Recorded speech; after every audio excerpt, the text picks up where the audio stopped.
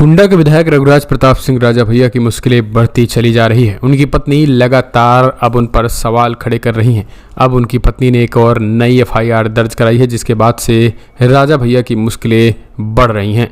उनकी पत्नी ने एफआईआर में सीधे तौर पर राजा भैया और उनकी अपनी छोटी बहन के संबंधों को लेकर के उन्होंने बातें कही हैं, जिसके बाद से अक्षय प्रताप ने उसका जवाब दिया।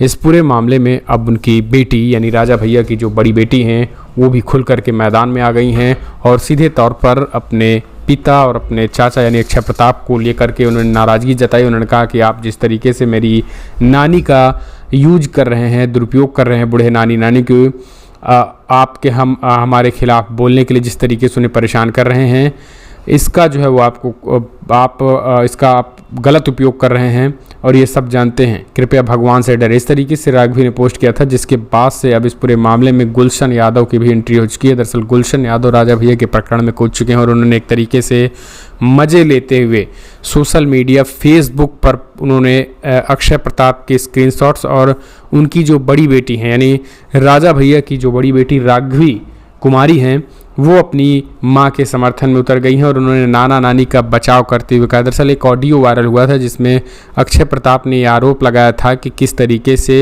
राजा भैया की पत्नी खुद अब उनकी मां यानी राघवी कुमारी की नानी राजा भैया की सास के साथ हाथापाई करती हैं ज़मीन की मामले में।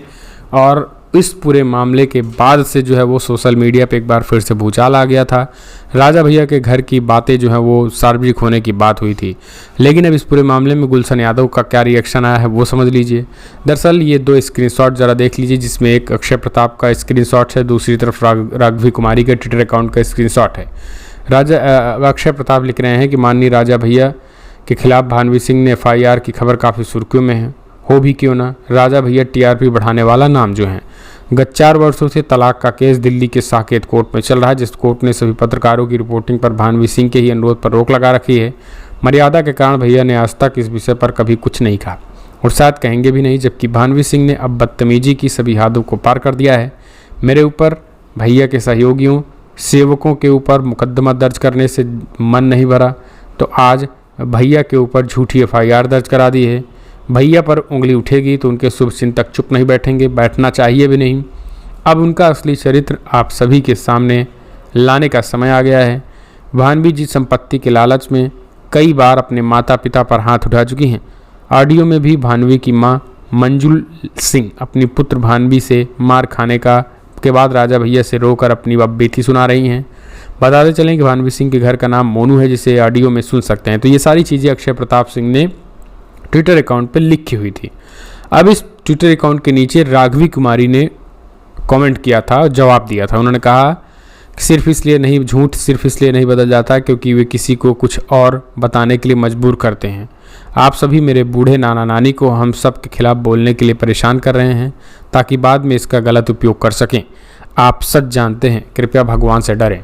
तो राघवी कुमारी ने सीधे तौर पर अक्षय प्रताप से सच जानने की बात कर रहे हैं। कह रही हैं कि आप कृपया भगवान से डरें।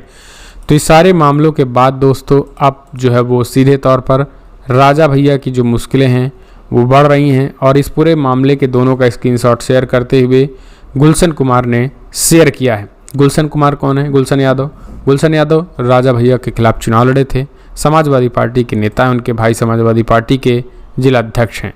अब आपको बता दें इस पूरे मामले में जिस तरीके से चीज़ें निकल के आ रही हैं वो कहीं ना कहीं देखा जाए तो अब सवालों के घेरे में भी है, क्योंकि राजा भैया कहा जा रहा है कि राजा भैया जो है वो पूरी तरीके से अब घिर चुके हैं और विरोधियों के निशाने पर हैं।